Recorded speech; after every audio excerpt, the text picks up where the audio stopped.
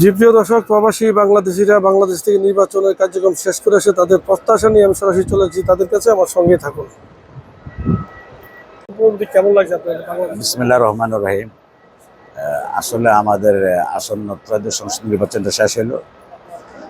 নানা রকম উৎকণ্ঠা, আশঙ্কা, নানা রকম চ্যালেঞ্জ মোকাবেলা করে বাংলাদেশ জাতীয়তাবাদী দল শেষ পর্যন্ত জনগণের রায়ে সরকার গঠন করলো এবং আমাদের বিএনপির সম্মানিত চেয়ারম্যান জনাব তারেক রহমান সাহেব প্রধানমন্ত্রীর দায়িত্ব নিয়েছেন দেশ সেবা করার জন্য। আমরা প্রবাস থেকে সবাই দোয়া করি আল্লাহ রাব্বুল আলামিন যেন ওনার স্বপ্ন পূরণে একটা সুন্দর বাংলাদেশ বিনির্মাণে যেন উনি সম্পূর্ণ সফলতা লাভ করতে পারেন।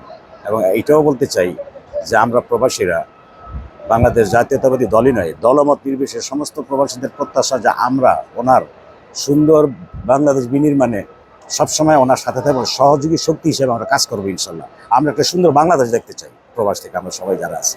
ধন্যবাদ। ধন্যবাদ।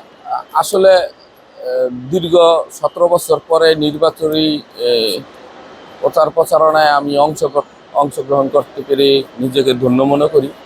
আর এই নির্বাচন বাংলাদেশ স্বাধীন হওয়ার পরের থেকে আমার মনে শ্রেষ্ঠ নির্বাচন হয়েছে। আমার যতটুক দেখা, ছোটোখাটো বিষয় হয়তো তর্ক বিতর্ক হয়েছে, এছাড়া আর তেমন একটা কোনো দুর্ঘটনা ঘটে নাই।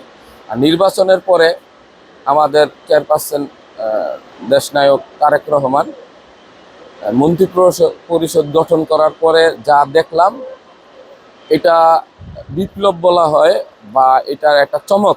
আমি এক কথায় বলা যায় চমক।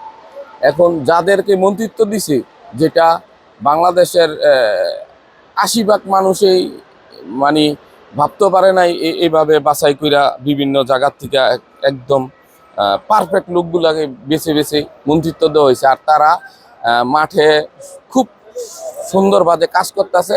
এইভাবে যদি আগামী বাংলাদেশ চলে, এইভাবে যদি যাচাই বাছাই এবং সব জায়গায় নীতি নৈতিকতার মধ্যে কাজ করে, তো আমার মনে হয় এই বাংলাদেশ আগামীতে উজ্জ্বল ভবিষ্যৎ আমাদের দেখতে পারবো। আমাদের যে স্বপ্ন, জিয়াউর রহমানের স্বপ্ন এবং তারেক রহমানের স্বপ্ন, যে আই হ্যাভ প্ল্যান, যে কথা দিয়ে শুরু করেছিল, এই প্ল্যান অনুযায়ী কাজ করলে ইনশাল্লাহ আমাদের বাংলাদেশ সোনার বাংলাদেশ হবে, এই আশা করি আমি। ধন্যবাদ।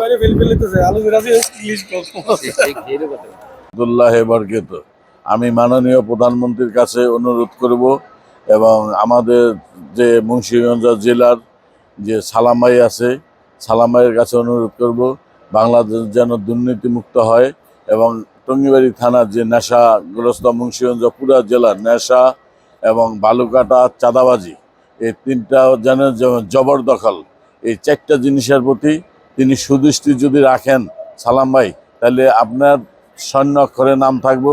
যেমন পৃথিবীর বৃহৎ নেলসন ম্যান্ডেলা, এই শহীদ জিয়াউর রহমান, আপনার কায়দা আজম জিন্না এবং এরকম যারা আছে বড় বড় জ্ঞানী গুণী ব্যক্তি, মহাত্মা গান্ধী, তাদের মতো যেন আপনার নামটা স্বর্ণাক্ষরে লেখা থাকে। আপনি চারটা জিনিস আপনি দয়া কইরা কঠোর হস্তে দমন করবেন এবং সুদৃষ্টি রাখবেন। এই বলিয়া আমি আমার কথা শেষ করছি। এই নির্বাচন একটি যুগোপযোগী নির্বাচন। নবীন প্রবীণদেরকে নিয়ে যে মন্ত্রিসভা গঠন করেছে, এটাও ইতিহাসে সেরা। বাংলাদেশ স্বাধীন হওয়ার পর থেকে এই ধরনের মন্ত্রী পরিষদ গঠন হয়নি। তারেক রহমান সহ আমাদের যে দুর্নীতি এবং মাদক আমরা নিধন করব। মূল কথা হলো আমাদেরকে ভালো হতে হবে। সরকার তো থাকবেই, আমাদের সরকার মন্ত্রী পরিষদ চেষ্টা করবে। আমরা যারা আছি প্রবাসে, বাংলাদেশে, জাতীয়তাবাদী দল সহ দেশের নাগরিক, আমরা ভালো থাকবো, ভালোভাবে চলবো, দেশ এগিয়ে যাবে, তারেক রহমানের হাত, দেশ শক্তিশালী হবে, এই আমাদের কামনা। ইনশাআল্লাহ দেশ সেভাবেই চলছে। এই নির্বাচনের মাধ্যমে মানুষের মনের যে আশঙ্কা ছিল তার জয় হয়েছে, জনতার জয় হয়েছে, দেশের জয় হয়েছে। আগামী দিনে আমরা দেশ গড়ব, দেশ উন্নত হবে, এটাই আমাদের লক্ষ্য। ইনশাআল্লাহ আমরা খুশি, জনগণ খুশি। আসসালামু আলাইকুম। রহিম। আলহামদুলিল্লাহ, আমাদের স্বেচ্ছাসেবকের যে নেতৃত্ব, সবাই মোটামুটি বাংলাদেশে গেছিল, চলে আসছে। আমাদের আজকে সভাপতি সাহেব অত্যন্ত কার্যকর ভূমিকা পালন করছে। আমাদের সাধারণ সম্পাদক স্বেচ্ছাসেবকের সৌদি আরবের, আমাদের নির্বাচন পরিচালনা কমিটির সাধারণ সম্পাদক আমিন মামা অত্যন্ত কার্যকর ভূমিকা রাখছে। আলহামদুলিল্লাহ, তারেক রহমান বলেছে সবার আগে বাংলাদেশ। ইনশাল্লাহ সেই আশায় আমরা এবার যে আমাদের মন্ত্রিত্ব দিচ্ছে, আলহামদুলিল্লাহ আমরা প্রবাস থেকেও যথেষ্ট শ্রম দিয়ে এবং আমিন মামার নেতৃত্বে আমরা নির্বাচনের যে পরিচালনার কমিটির প্রত্যেকটা জায়গায় আমাদের পোস্টাল ভোটের কালেকশনগুলি মামারা সভাপতি সাহেব, সেক্রেটারি সবাই নেতৃত্বে করা হয়েছে। আলহামদুলিল্লাহ আমরা আশা করব আমাদের তারেক রহমান যে কথা বলেছে ইনশাল্লাহ বাস্তব কার্যকর হবে, এই আশা ব্যক্ত করেই আমি আমার কথা শেষ করছি। আসসালামু আলাইকুম।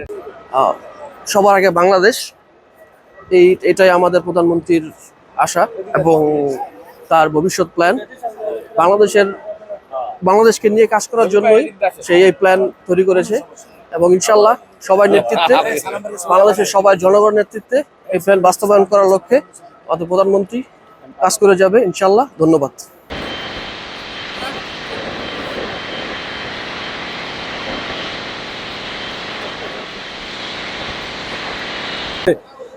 জি প্রিয় দর্শক, আপনারা দেখতে পাচ্ছেন প্রবাস থেকে যে বাংলাদেশিরা যারা বাংলাদেশে গিয়েছিল তারা কিন্তু ফিরে এসে যে প্রবাসীদের যে মনের আশা, যে বর্তমান যে সরকার আছে সরকারের কাছে কি প্রত্যাশা, দুর্নীতিমুক্ত বাংলাদেশ এবং বাংলাদেশ বিনির্মাণে বাংলাদেশ সরকার বর্তমানে সেই ভূমিকা পালন করবে। হানিফ সরকার, উজ্জ্বল, RTV, জেদ্দা, সৌদি আরব।